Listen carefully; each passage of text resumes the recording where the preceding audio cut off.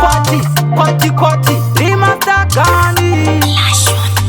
Aiko ni Mr. Paiko Sakati Mountain ngoma zalese Tovepo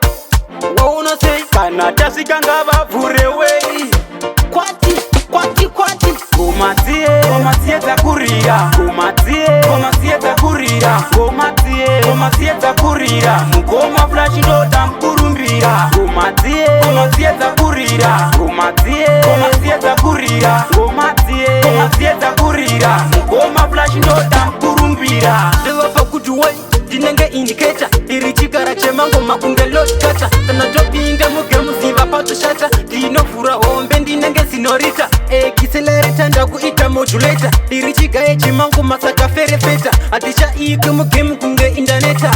Aiko ni Mr. Paiko Gomatie takurira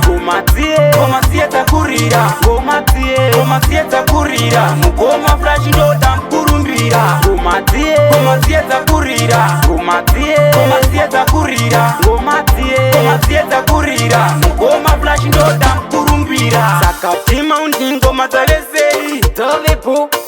Wauno say Kanata sikanga bavure wey Ndabureka rekodzi yatove history Vira kuma rekodzi yatove chigiri Ine timwe chitsotsi, timwe chiskiri Senguero tindarinyorera wiri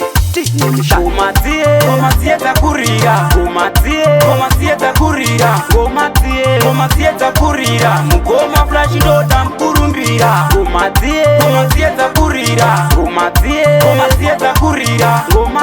Gomatie takurira Mugoma flash do dampurumbira Dewa pakutuwai Dinenge indicator Irichikara chemango makunge lot kata Kana topinda mugemu siva pato shata Dino fura ombe ndinenge sinorita Kiselereta ndaku ita modulator Irichika chemango masaka fere feta Atisha iku mugemu kunge indaneta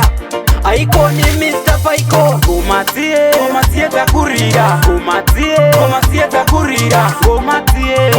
takurira Mugoma flash do dampurumbira Gomatie takurira Mugoma flash do dampurumbira